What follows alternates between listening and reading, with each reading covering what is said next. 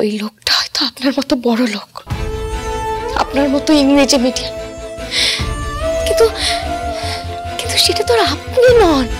তাহলে আমার অতীতের সঙ্গে নিজেকে জড়িয়ে কেন নিজেকে এত কষ্ট দিচ্ছেন বলুন তো, কেন?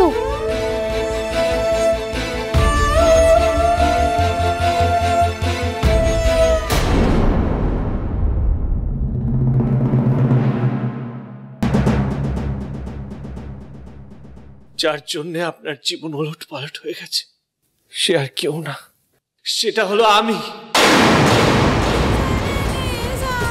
আমার জন্য আপনি নিজের বাবাকে হারিয়েছেন। আপনি যা শাস্তি দেবেন আমি মাথা পেতে না। দিন শাস্তি আমার। শাস্তি তো আমি দেব, আপনাকে আমি শাস্তি দেব।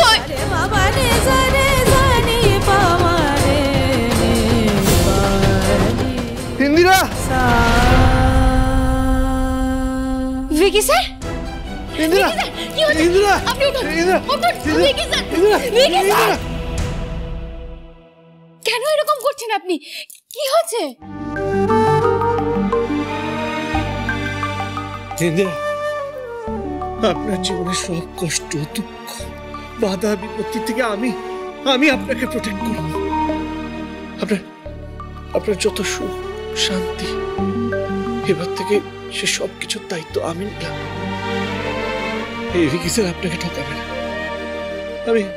আমি আপনাকে কোনোদিনও ঠকাবো না আপনাকে। আপনি না এসব চাই পাশ খেলে এরকম ভুলভাল বকেন। আপনি আসুন আমার সাথে, আসুন, সাবধানে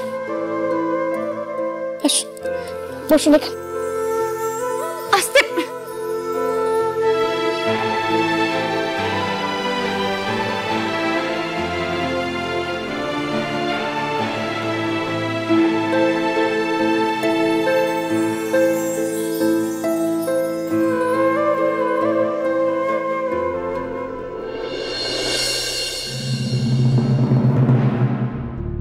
হঠাৎ করে ভিকি স্যারের কি হলো? এরকম অদ্ভুত ব্যবহার করছেন কেন? মলয়বাবুর থেকে আমার বিয়ের কথাটা জেনে উনি এতটা কষ্ট পেলেন? ইন্দিরা, এই বাড়িতে আপনার অতীতের ব্যাপারটা কে জানে? মানে আমি ছাড়া আপনার অতীতের ব্যাপারটা কি জানে আমাকে বলুন না। কেউ না, কেউ জানে না। আসলে কেউ কখনো আমার অতীত নিয়ে প্রশ্নই করেনি। ঠাম্মি, বাবা, কেউ জানে না, কেউ। আমি জানি ভিকি স্যার, এই কথাটা আমার নিজে থেকে আপনাকে বলা উচিত ছিল, কিন্তু বিশেষ করে আমি বলতে পারিনি। কিন্তু এই যে আজকে আপনি জেনে গেছেন, আমি না অনেকটা শান্তি পেয়েছি, বিশ্বাস করুন, অনেকটা। আমি চাই না আমার এই অতীতটা নিয়ে আর কোন রকম কোনো কাটা ছেড়াও। কিন্তু কিন্তু আপনি যদি জানাতে চান তাহলে বাড়ির সবাইকে আপনি জানাতেই পারেন। না না ইন্দিরা, কাউকে কিছু জানাতে হবে না। যত বেশি লোকজন জানবে তত জটিলতাও বাড়বে, আর যত জটিলতা বাড়বে তত আপনার কষ্ট। ভিকি স্যার, এবার আপনি শুয়ে পড়ুন, না হলে কিন্তু আপনার শরীরটা খারাপ করবে। শুয়ে পড়ুন। না, আপনার খুব কষ্ট হয় তাই না? খুব যন্ত্রণা। আমাকে একটা কথা বলবেন? শুনুন না, কোনোভাবে আমি আপনার যন্ত্রণাটা একটু কমাতে পারবো? কোনোভাবে আমি কিছু করতে পারি বলুন না। ভিকি স্যার, এসব বাদ দিন না, আপনি ঘুমিয়ে পড়ুন। আমাকে ঘুম পাড়াতে চাইছে?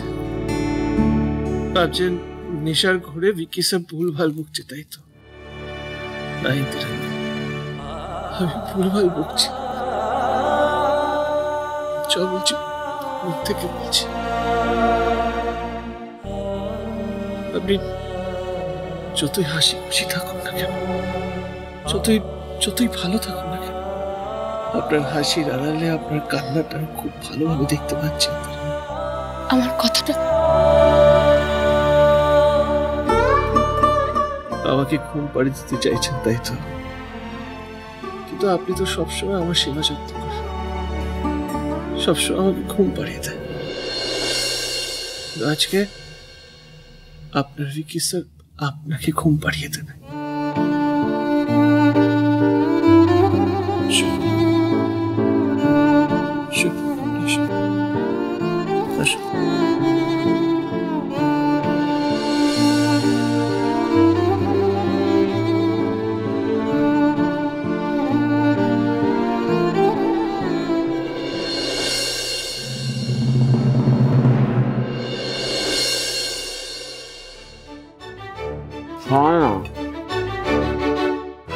কি রে অর্ক, তুই খাবারটা খাচ্ছিস নাকি ভিতরের পকেটে স্টোর করছিস, পরে চিবিয়ে নিবি?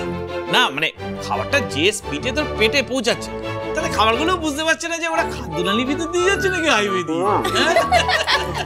এরা এত ব্যস্ততা, ব্যাপারটা একটা তদন্ত লাগবে বলে মনে হচ্ছে। ছোটকা, আমারও কিন্তু তাই মনে হচ্ছে। জানো তো কাম্মা, দুদিন ধরে তো লক্ষ্য করছি অর্কর খাবার গতি যেন বেড়ে গেছে, কোনো মতে নাকে মুখে গুজেই দৌড়াচ্ছে।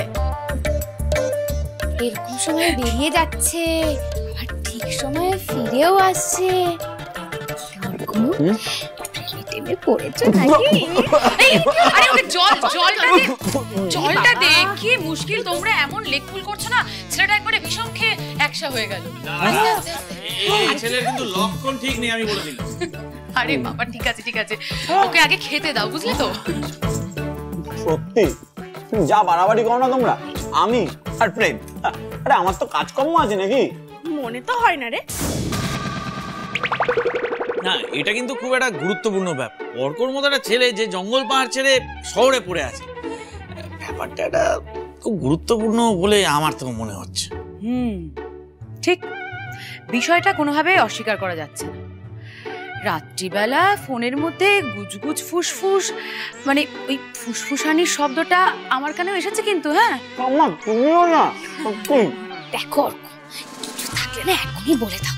দেখো, তুমি তো তোমার মাকে চেনোই, শাশুড়ি মা আমার এত সহজে মেনে নেবেন না। দেখো, তোমার দাভাইয়ের কপালে আমি জুটতে কি কাণ্ডটাই না উনি ঘটালেন, এখনো পর্যন্ত আমাকে মেনে নেয়নি, তারপর আবার আরো একটা বৌমার ঝক্কি। না না বাবা, আমার শাশুড়ি মায়ের মাথাটা খারাপ হয়ে যাবে, এটা কিন্তু আমি দেখতে পাবো না। তাই বলছি বাবা, বুঝে শুনে বউ এনো কিন্তু, ঠিক আছে? আয় আয় আয়, কতবার বলি ঝামেলা ঝঞ্ঝট করিস না, একটু সাবধানে চলিস। আমার কথা শোনে, বর বউ দুজনেই একবারে উত্তেজিত। ঠামি আমি একদম ঠিক আছি। আমি জানি কিরম ঠিক আছিস, বস বস বস বস। ও সত্যি, ওর হাতটা কি করে কাটলি? হ্যাঁ, মোবাইলে তো দেখলাম খুব ঝামেলা ঝঞ্ঝট করছিস। তারপর কি করেছিস? রাস্তায় গড়াগড়ি খেয়েছিস? হ্যাঁ, কি করেছিস তোরা? এই ইন্দিরা, কি করেছিস বলতো তোরা?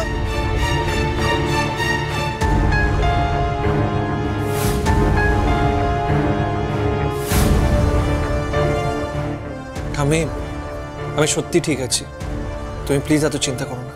ইন্দিরা আছে বলে তবু চিন্তা আমার একটু কম।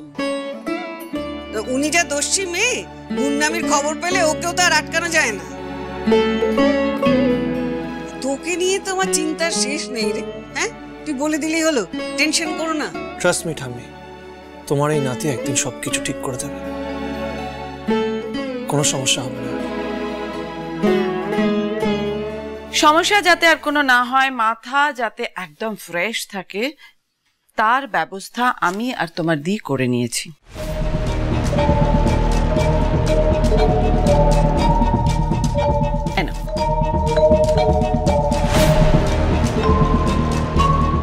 এটা কি? খুলে দেখ।